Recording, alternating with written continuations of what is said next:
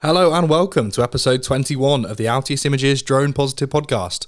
I'm Todd Dudley and I'm the founder and director of Altius Images. As a drone pilot, the negative press that drones receive annoys me no end. This podcast is trying to change the negative public perception of our multi-roted friends, one positive story at a time. There are plenty of stories out there that show just how amazing drones can be, and I'll be bringing you one of those stories each week. So let's find some positivity and see just how amazing drones are. Today, we take a look at how a Ridley Scott film inspired Network Rail's cave exploring drone. There's a sentence I never thought I'd say. So, when Hollywood director Ridley Scott filmed astronauts looking for aliens in his 2012 movie Prometheus, little did he know that it would one day inspire a Network Rail drone project. But, bizarrely, that is exactly what has happened. Network Rail, which owns and maintains most of the railway infrastructure in Britain, from vast stretches of track to thousands of bridges, tunnels and level crossings, has long sought cheaper and easier ways of surveying the many underground caves and abandoned mines dotted around its property. Engineers must account for shallow subterranean voids when doing building work or moving heavy machinery, because the caverns might collapse and cause the ground above to shift, and there are more than 5,000 of these shallow voids in Britain. At an innovation workshop in 2018, Network Rail's principal mining engineer, Neil Rushton, found himself seated at a table with electronics experts and robot researchers.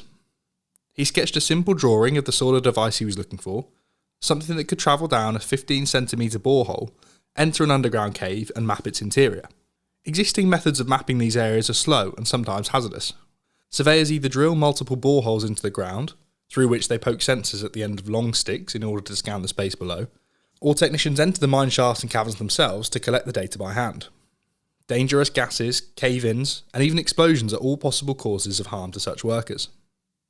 When Simon Watson, a robotics engineer at the University of Manchester, saw Mr. Rushton's drawing, he immediately spoke up.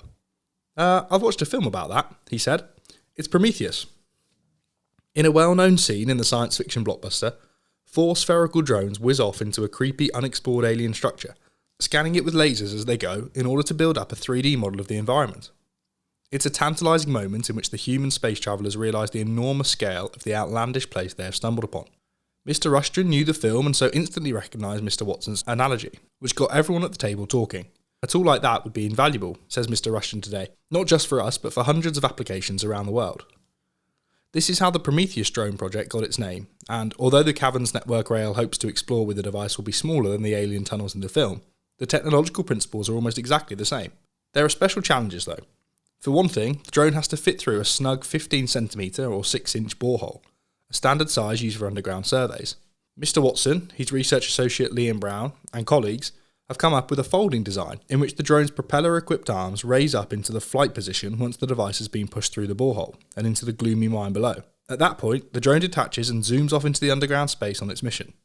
But no human will have control over where it goes because of the lack of light and difficulty of maintaining a wireless signal to the surface. Prometheus must instead explore the subterranean space autonomously.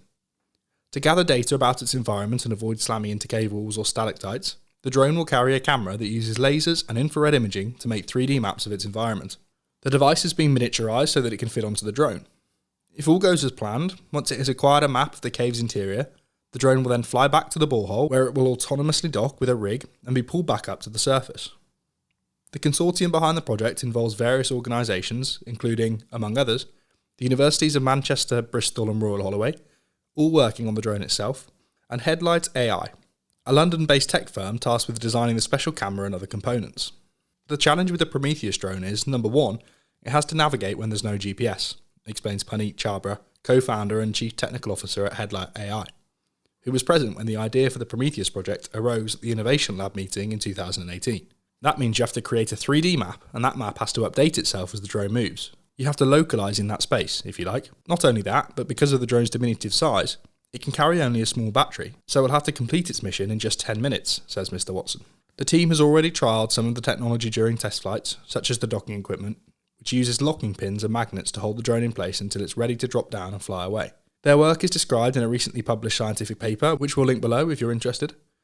Plus, Mr. Watson and his colleagues have also tested some off-the-shelf drones, which unlike the completed Prometheus, can't fly by themselves and don't have scanning equipment.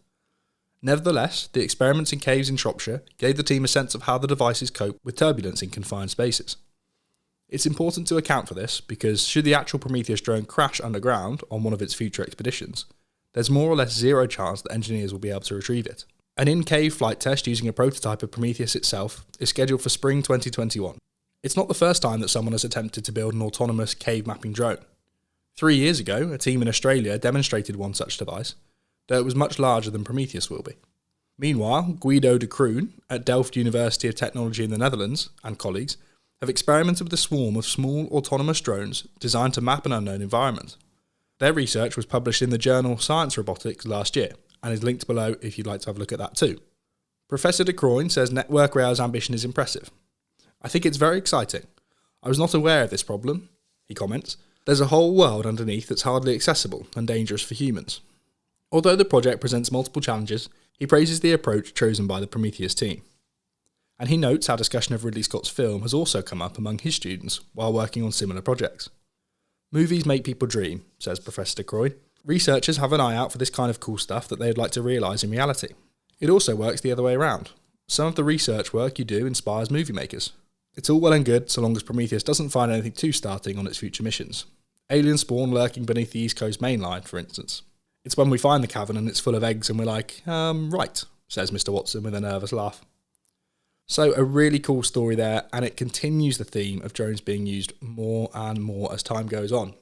For the full story, the links we mentioned throughout, and to see a really interesting diagram of how the drone will work, check the link in the description of the podcast. But that does it for another week of Drone Positive. We would love for you to get in touch with us on social media. You can find us at Altius Images on Twitter and Instagram. And you can find us very easily on LinkedIn, Facebook, YouTube and TikTok just by searching Altius Images. All of our channels are linked down below, so please do reach out and connect with us. We'd love to hear from you. Thank you so much for listening this week, guys. Please subscribe to, share and rate the podcast so that we can spread our positivity as far and wide as possible.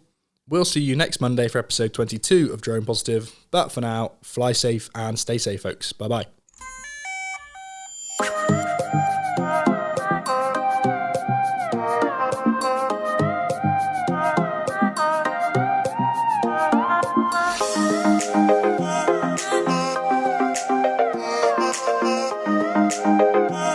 Bye.